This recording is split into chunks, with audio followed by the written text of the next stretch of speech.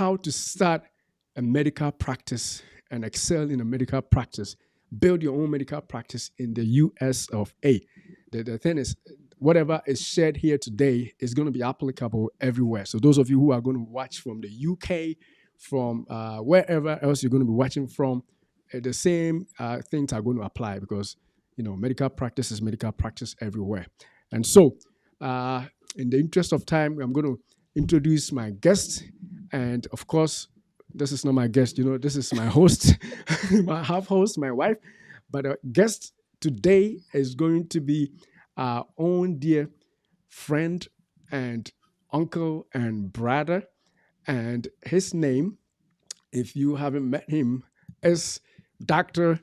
Ebenezer Monty of North Carolina. Come on, give it up. It's man, oh man. I am happy to have you, Doc, on the live again. Incidentally, this is his second time on the live with us. And so we very much appreciate your time. You are a busy man. We've been to your home and we know how busy you are. And so to get you twice on this young show, when I call young show, we haven't started in a long time. It's quite recent. And somebody as important as you giving your time, we do appreciate you for coming. So, Doc, welcome one more time to Dayspring Life and Health Channel and the Life and Health Show. Thank you. Thank you very much for having me. It's a pleasure. And I hope I'm able to answer all your questions and concerns appropriately. Thank you. I'm glad to be back. All Thank you. right, all right, all right, all right. So we are going to go straight into questions, and I think, as everybody can tell from the top of our screenshot, our topic is this: is how to build or start a successful medical practice. And so we believe that it's going to be a sweet one. So let's see what we can do here.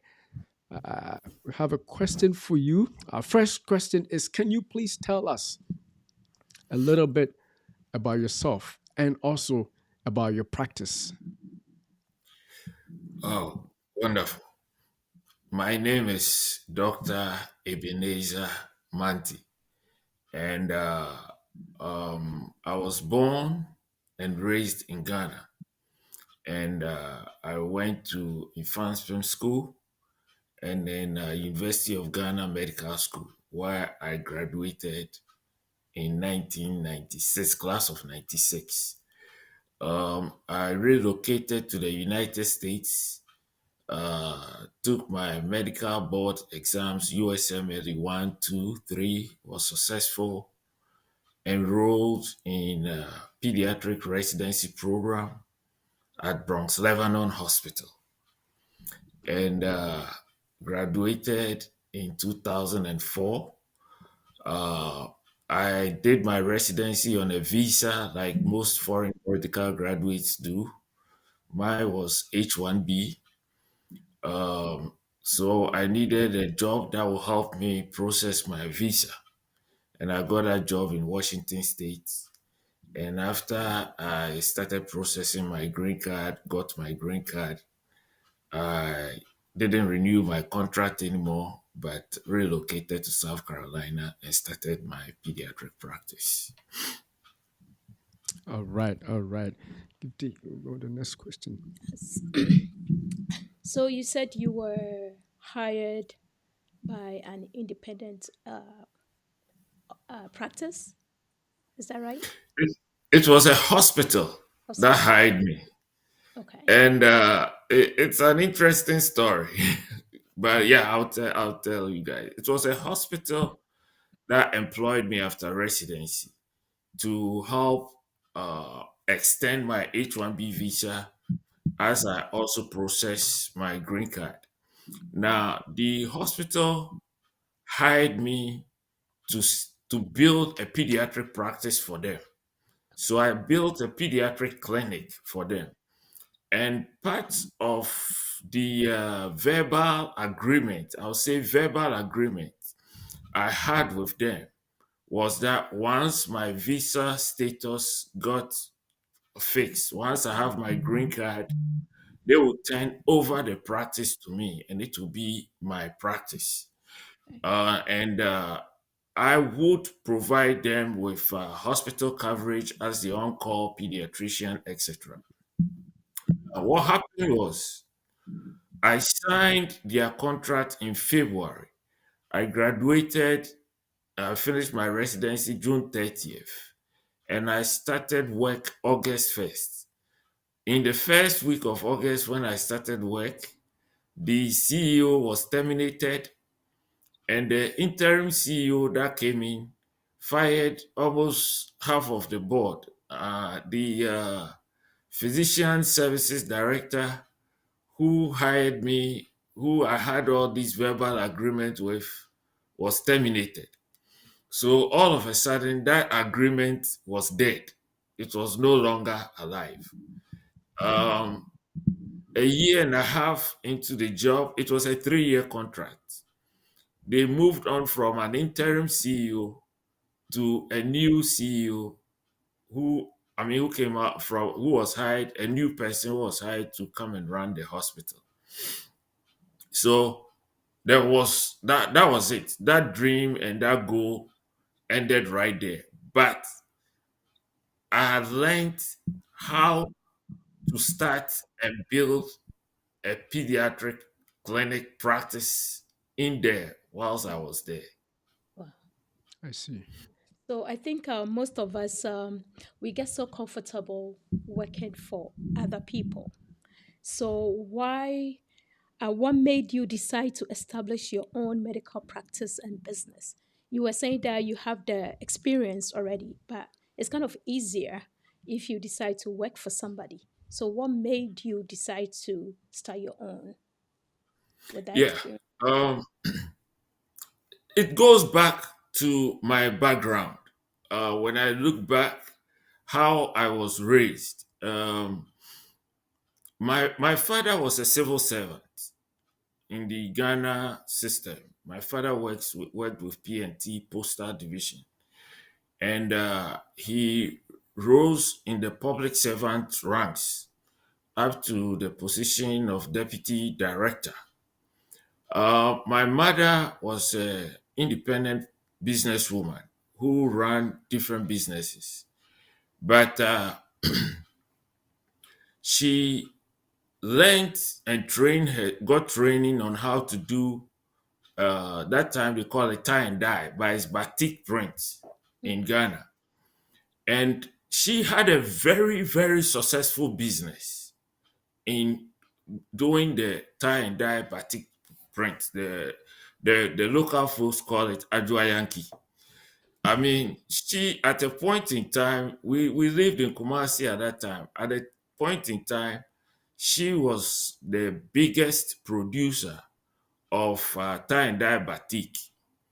Now, she was very, very successful. Enormously successful. But with a lot of things that happened and some bad business decisions that she took, she lost everything in the end. Now, uh, so coming from that home, right from the beginning, deep in my heart, I always wanted to have my own business.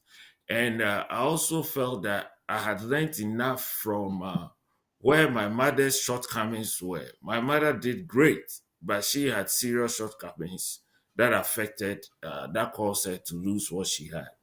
So, coming from that background, deep in my heart and deep in my spirit, I always wanted to have my own practice, have my own business. And being employed was, for me, something that should be a short term thing as I look forward to open up my own business and clinic. Wow, wow, wow, wow.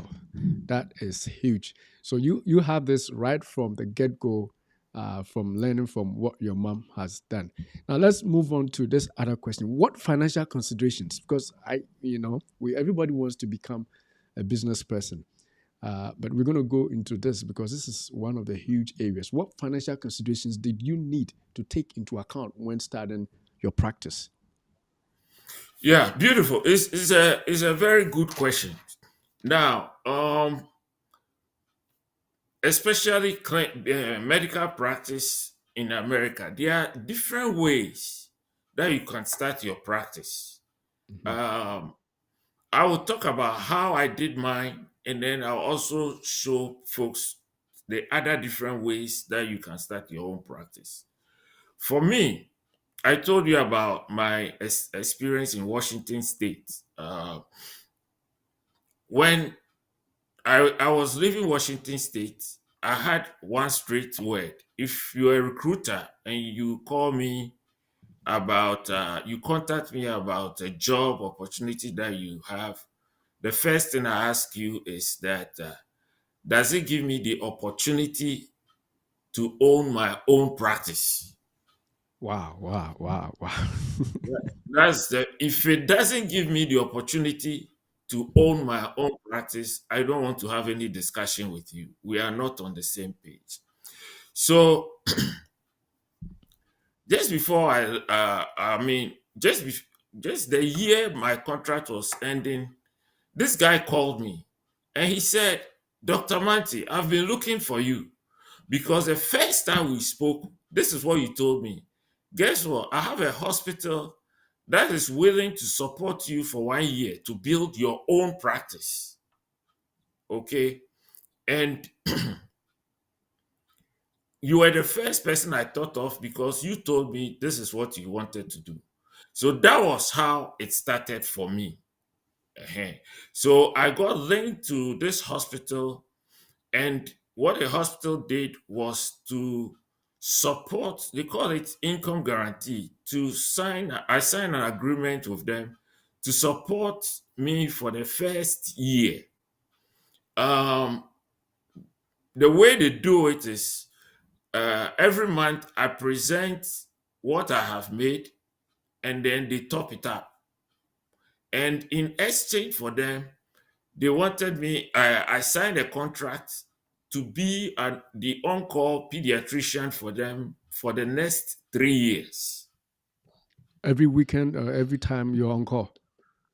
Uh, they had they had other pediatricians. I think Okay. I was at that time I was the fourth pediatrician.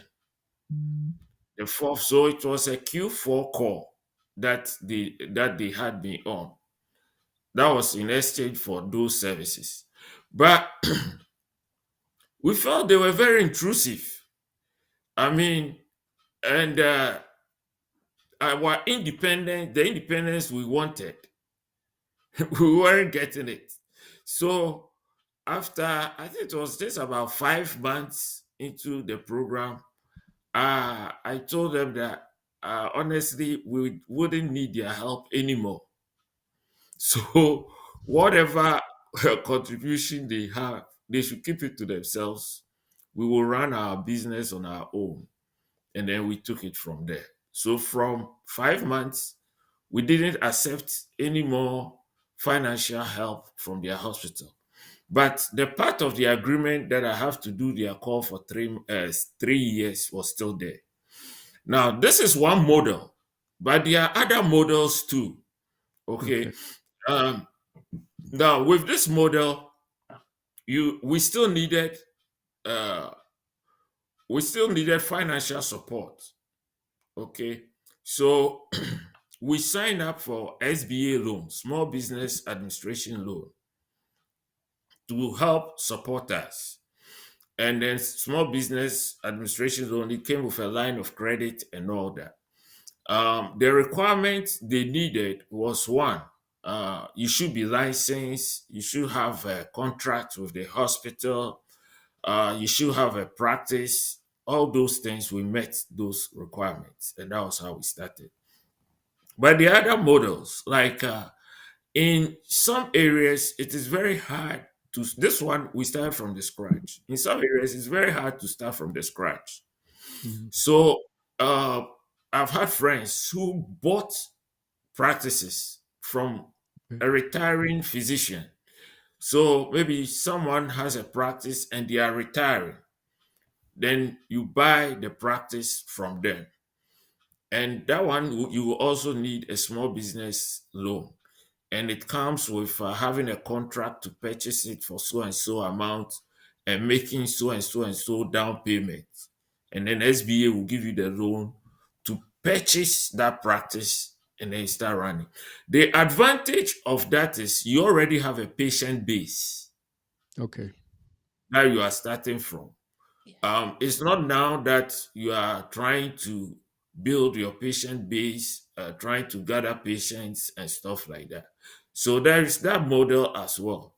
And then there is a model also that you move to an area that is underserved. Uh, all these things, you can get them through Google, you can get them through your medical association uh, Market research. boards, state boards.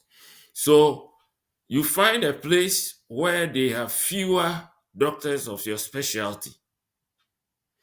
And then you decide, okay, this is going to be the place where I'm going to start my practice. You get your license, you get your board association. Of course, you need your hospital affiliation. That's very important. And then you rent a place. You apply for your SBA loan. You rent a place, and then you start your practice there. Now, those who started that way often uh, may still be employed with other groups outside that area. You may be a hospitalist, or you may be working in an urgent care facility as you run your own practice part time as you run it along. And once your practice fully gains traction, you may decide to commit your full time resources to your practice, or you could still go ahead and then be doing it part time as you move along. So yes, you financial considerations. You can get an SBA loan. That is one way of doing this. The other way too is you could also tap. I remember I've talked to you guys about this before. You can tap into your 401k. Okay. So that You means you're can going take, to the one here. yeah, How did you can take a loan. you? A lot of people have worked and you have 401k. Oh, You can take a loan from your 401k and to start your own practice. You could do that as you make payments gradually towards your 401k. all right. All right. Did you have any add on to that? No. All right.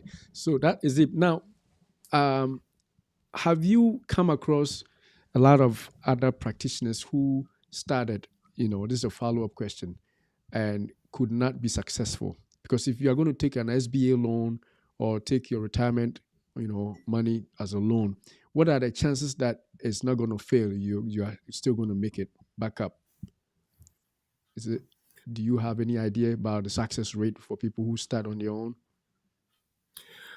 I don't have statistical numbers, Yes. but listen, in this life, no matter what you do, some, I mean, in this life, no matter what you choose to do, Hmm. some will be successful, and then some too will have failures.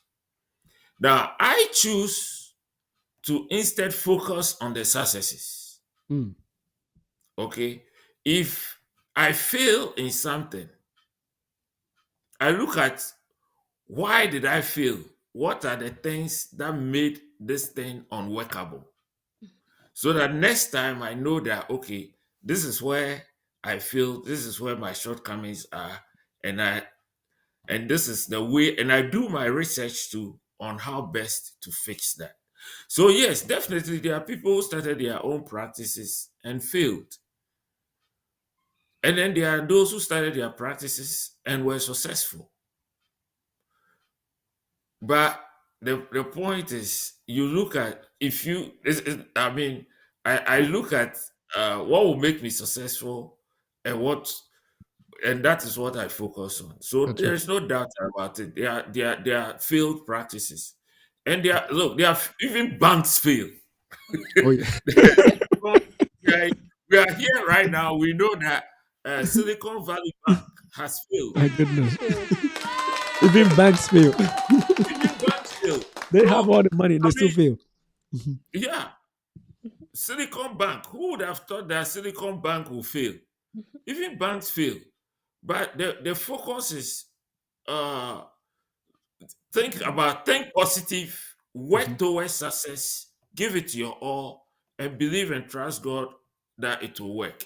You Right. see, and this is also a deception Mhm. of people. I mean, of people who prefer employed positions, because even hospitals Mhm. that employ physicians fail.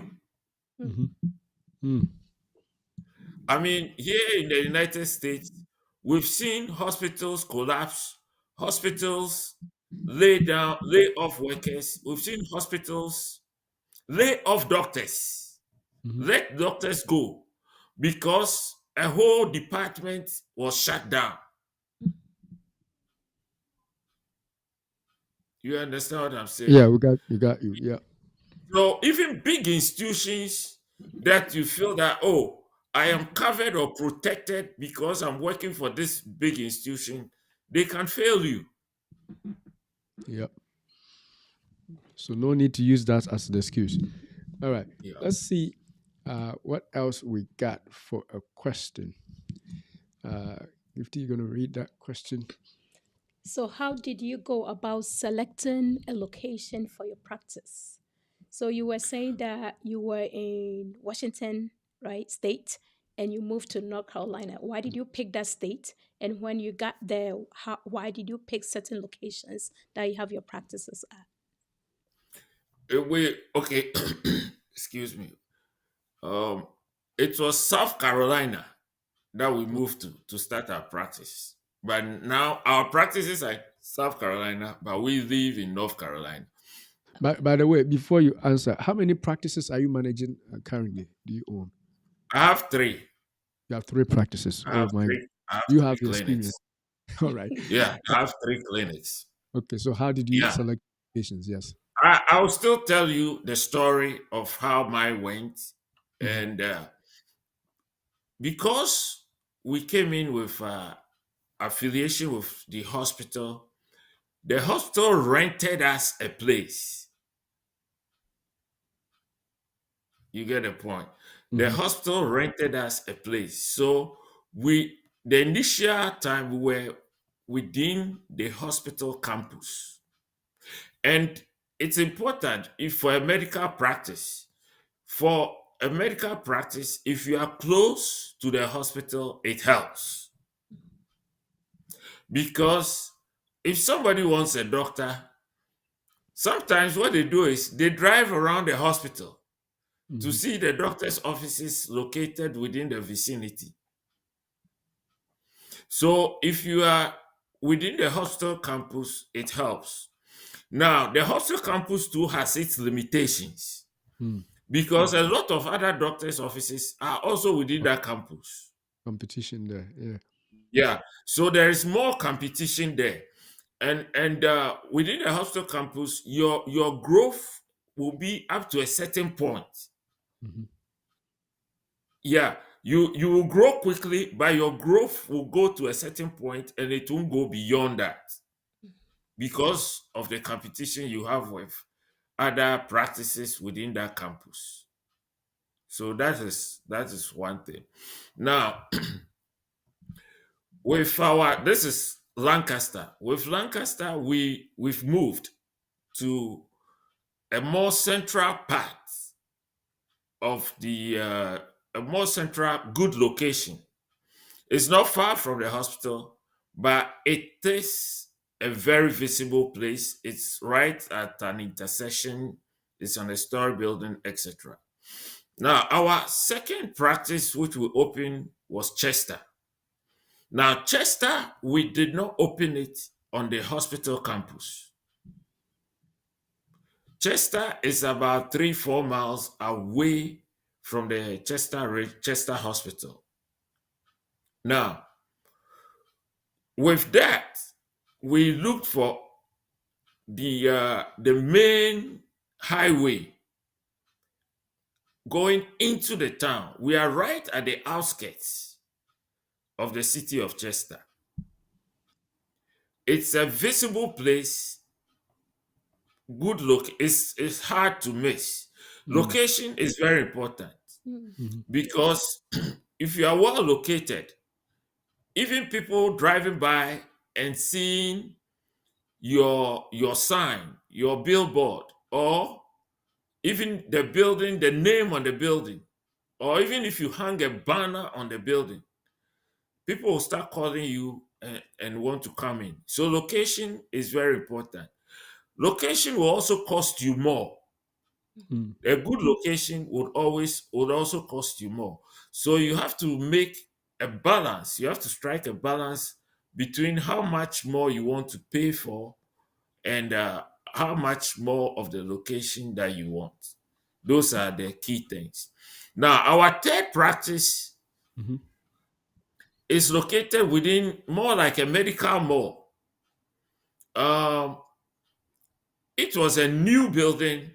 We had no idea how it was going to do. mm, we, the only key thing was that McDonald's was very close to where we were, McDonald's and Arby's. mm. For pediatrics, if you are close to a popular food chain like McDonald's, Burger King, The kids will come. Wendy's, it helps. Yes. Yeah. And then there are some businesses too that if you are close to where they are located is helpful. CVS, Walgreens, these are all very good enterprising businesses that when you are close, it helps. Um, Harris Theater, Publix, uh, Starbucks, Mm. Mm, all these are businesses that when your location is close to them, it helps. But you also have to balance, make a balance between how much you are willing to pay for that prime spot mm. and then how much you are willing to spend. Yeah. I see. I see. Now, I know that location is everything, but let's move on to this one. How about the patient population? How do you actually identify or your target population? Do you like do a market research, or you just drive around and see this neighborhood may be a good place? How do you do that? Well, for me, I'm a pediatrician, so my Mhm, patient population is pretty much set for me, right? So it's children, whether I want it or not. Is the focus is children. Now, there are other sophisticated systems, softwares mhm, that will give you those numbers. Um, there are softwares to even locate income level mhm. of the The fact- people of the community, etc. So these are resources that are available. But at the time I was starting my practice, I didn't depend on those resources. And I've still not dependent on it. And it comes from the fact that for pediatrics, majority of the women in childbearing age that are having babies are not gainfully employed to Mm, have private insurances. mhm, Okay. Okay. Majority of women in the childbearing age 16 to 24, 25 years. So most of our pediatric business involves Medicaid patients. Mm. These are the women on WIC. They are getting their formula and etc. from WIC. So most of this category of people don't have private insurance. So, I mean, if your discipline is pediatrics, you have to know these dynamics mhm, that uh, I'm gonna open a practice, and the practice I'm opening, my majority, I'm gonna get 80, 85%, or even 90% of my patients are gonna be Medicaid patients. Okay. Now, if you are running an adult medicine practice, you are more selective. Mhm. Okay. Okay. Adults with medical problems are often older adults Mhm. who are established. So it's exactly opposite pediatrics, Mhm. who are established in business, in their careers, and in their profession. And they have their private insurance. So you are dealing you are going to be looking at areas where, if you want to, areas where affluent populations maybe will be something that you'll be looking for. People with income level above 60,000, above 100,000, so that they will have private insurance to pay for their care, etc., and etc. So those are the differences. If you are doing a subspecialty like dermatology, a lot of dermatologists don't even accept insurance. It's pay out of pocket. Then that one too, they have a way to go about it. I see. So, from my experience as a pediatrician, that is what I can say about population target, where to open your practice, where to build your practice, where to have your practice. And I will say again, for pediatrics, the majority of our patient base is always going to be Medicaid, Medicare. Unless maybe you go and open your practice in an affluent place in Los Angeles where all the stars are having their babies. All right, you take it was the next. Okay, so the next question we have for you here is what strategies did you use to attract and retain patients when you first started your practice? Great, great, great, great, great, great. Be the best that you can, Mhm. and uh, be close, but not too close to your patients. For a pediatrician, a good pediatrician knows how to keep the children at ease.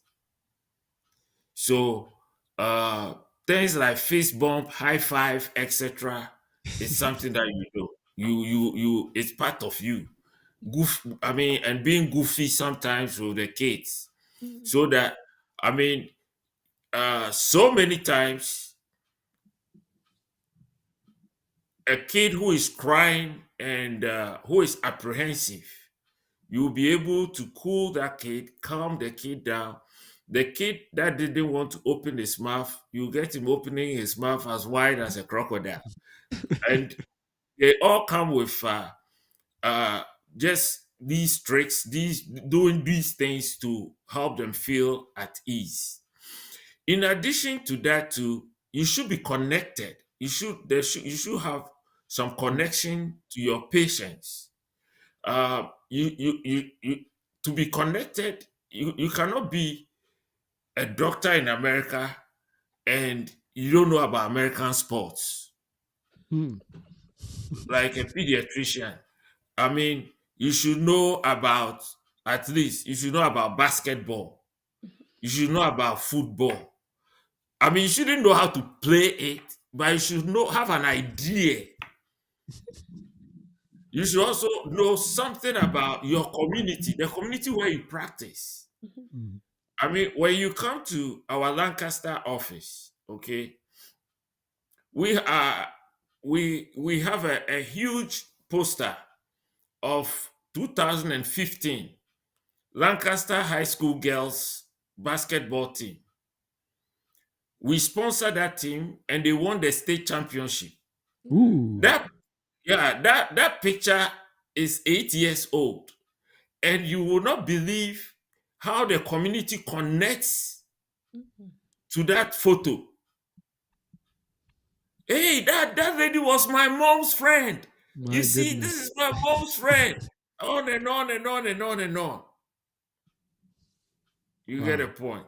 Mhm. Um, I think 2019 or so, Jadavion Clowney was picked as the number one draft choice in NFL.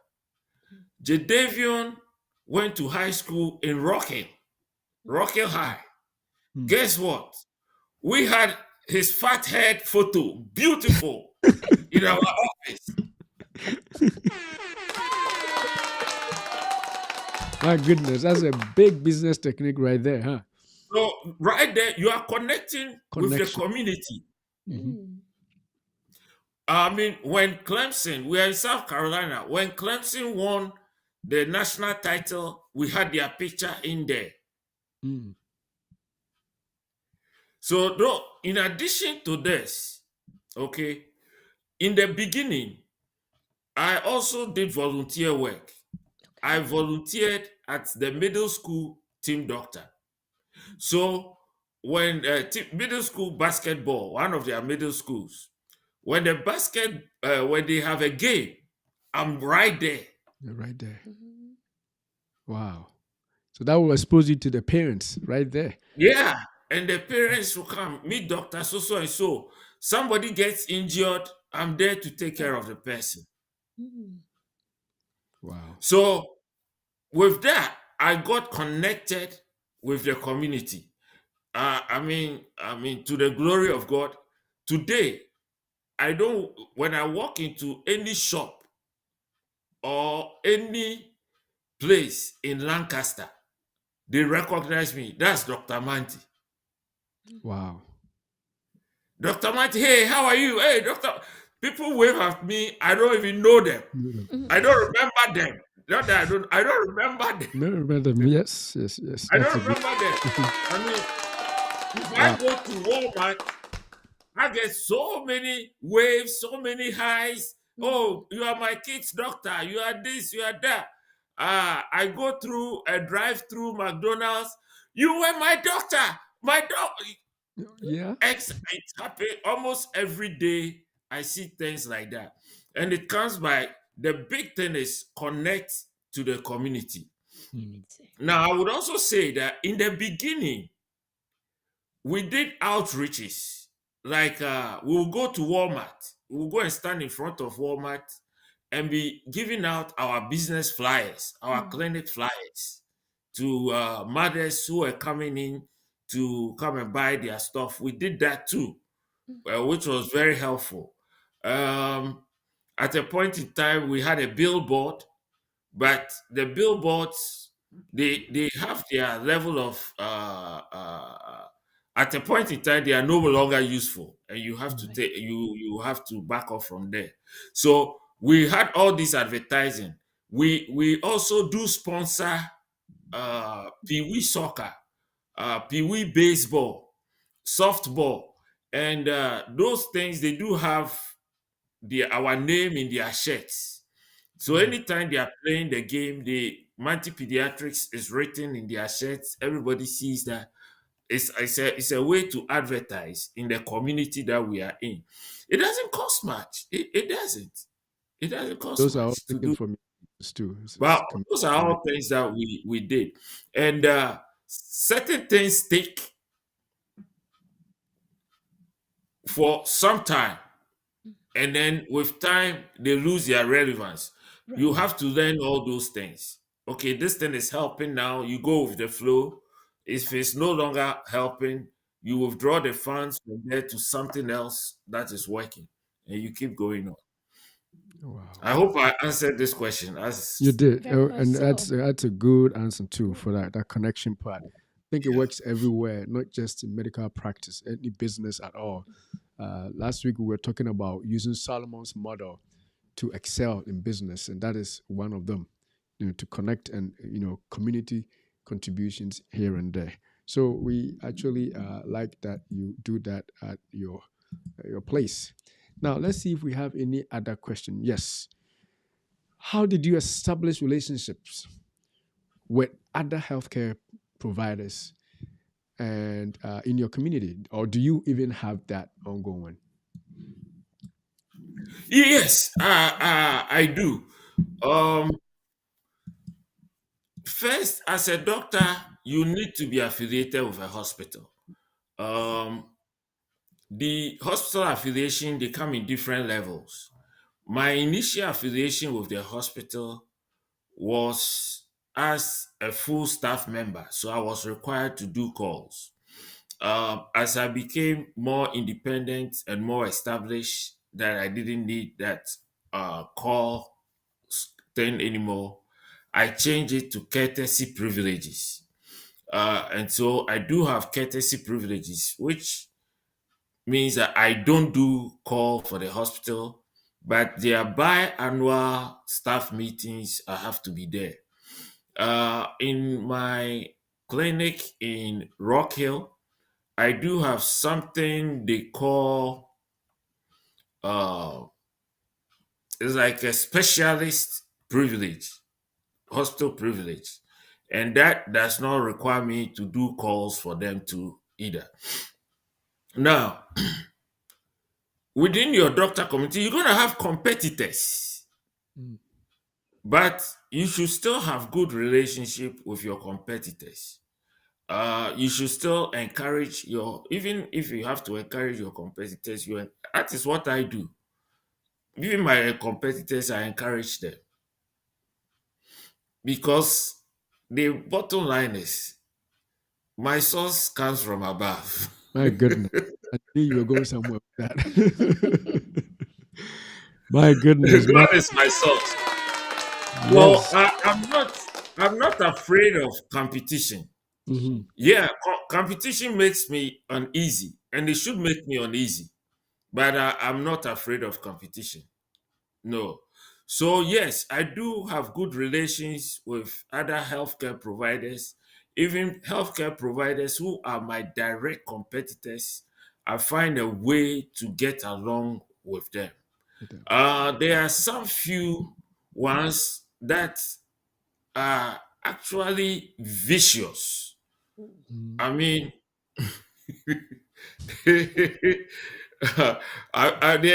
there's always fair competition, and then there's ugly competition too. I mean, if you watch sports, you know that there's fair competition, and there's Yeah. a man who wants to break your leg so he will win. I know what you're saying. There are competitors like that too, Yeah. Yeah. and we know how to handle them. And but in overall, it's always better to establish good relationship with other medical providers because medicine is interdependent. You're going to be referring some of your patients to some specialists, and some too are going to refer patients to you. And a good name in the community is always better than riches. Wow. Wow. Thank you. Wow. That is huge. That is huge. All right, Gifty. So, what role do those relationships play in the success of your practice today? Yeah, in our practice today, we have a lot of referrals come from word of mouth. Mm. And I will say this too. We are seeing something in our practice today.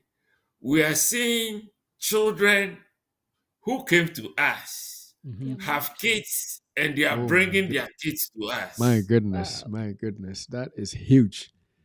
That is. Yeah. Um, we've been in practice in Lancaster for 15 years. Wow. We are, in fact, we are in our 16th year right now, Mm. 16th year. And then we've been in practice in Chester for, excuse me, for 14 years. And we've been in practice in Rockhill for 9 years. Yeah, we are seeing children become adults, have kids, and they are bringing their kids to us as well. Wow. So that, I mean, if they didn't like the care we were giving them, they won't be coming back to us. Yes. Some of these parents came to us with some very very medically embarrassing situations, and they stuck to us, and they're still coming back. Word of mouth recommendation is also very important. You get a lot of word of mouth recommendation. If you have good relationships, others will recommend you. Others will recommend you. So those are things that help in building up your practice. Good connections, good relationship, good atmosphere, good environment. They are all ways that help to build a practice and solidify it. All right. Yeah, viewers, I know some people, a lot of people are on the live, both on YouTube and Facebook.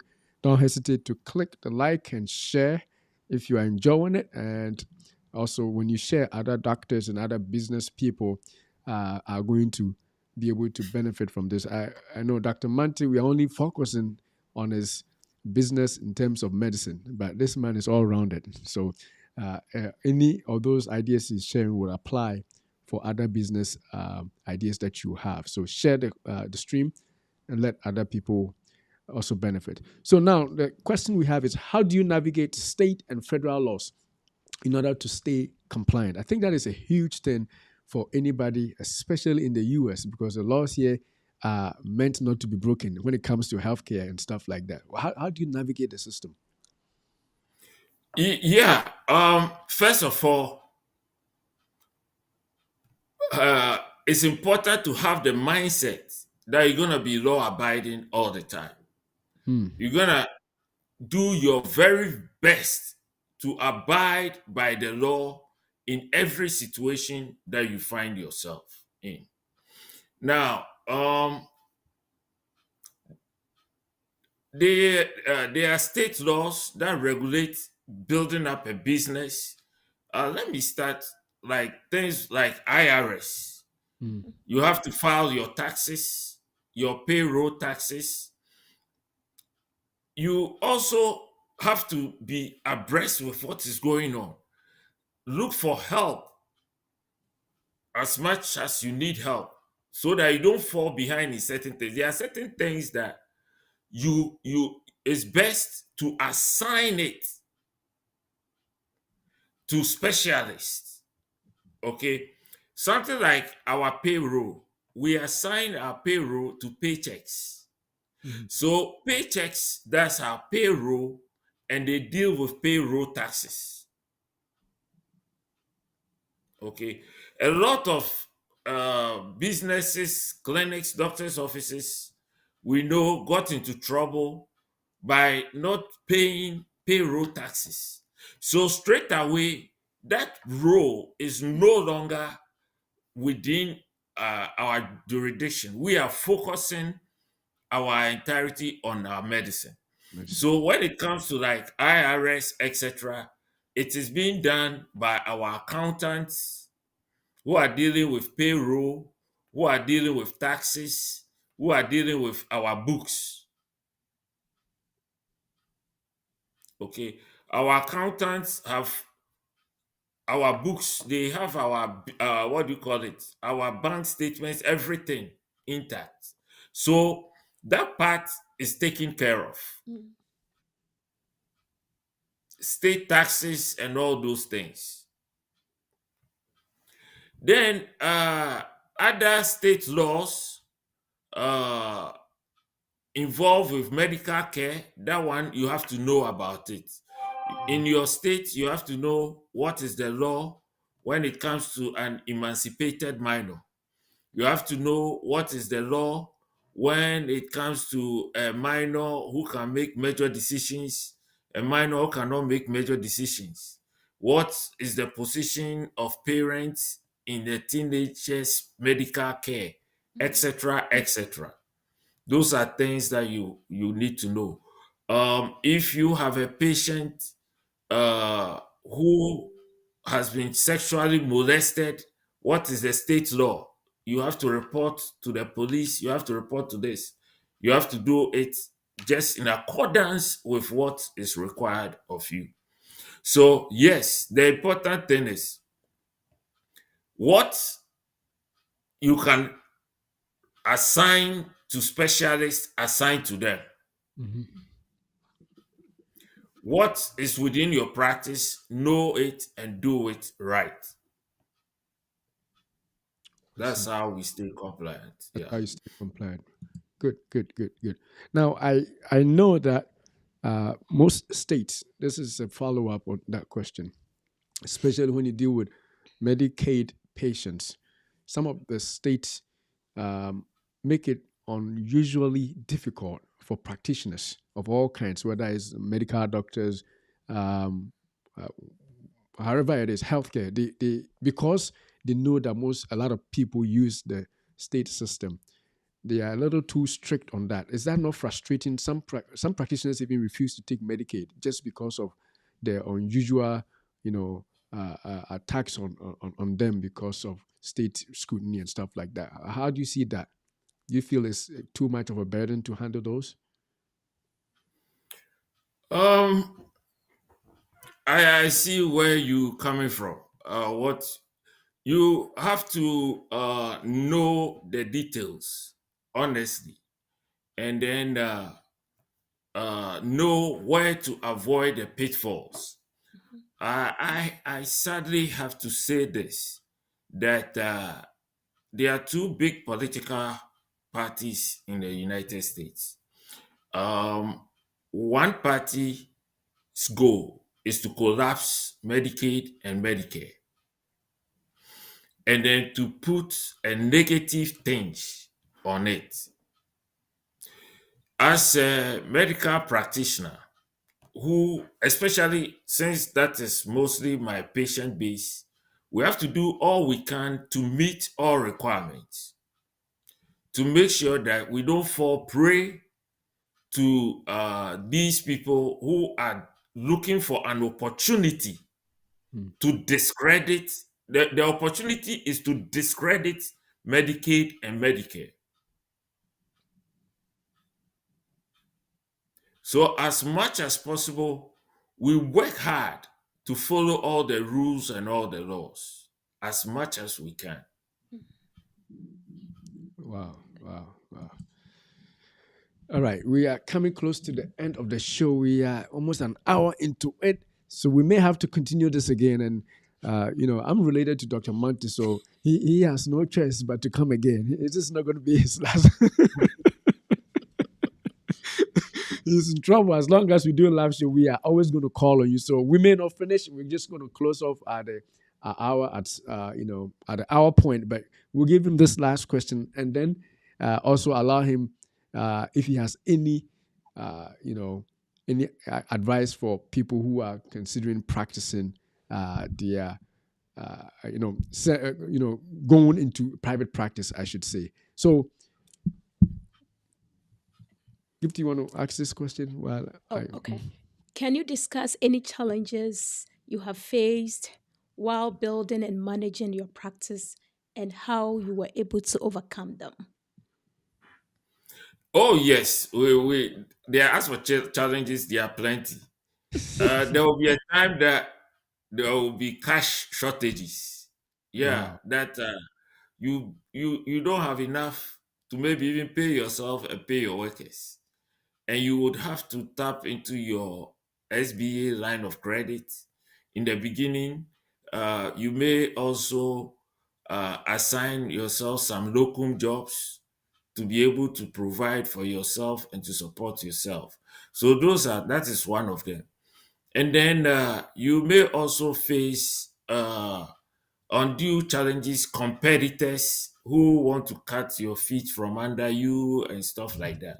Some of it you just have to trust God to guide you to kind of navigate through those situations. But I'll say that the challenges, they are there. You will meet challenges everywhere. Mm. Sometimes what looks like a blessing could end up becoming a challenge, and you have to find a way to get over it. My Now, goodness. in closing, Mhm.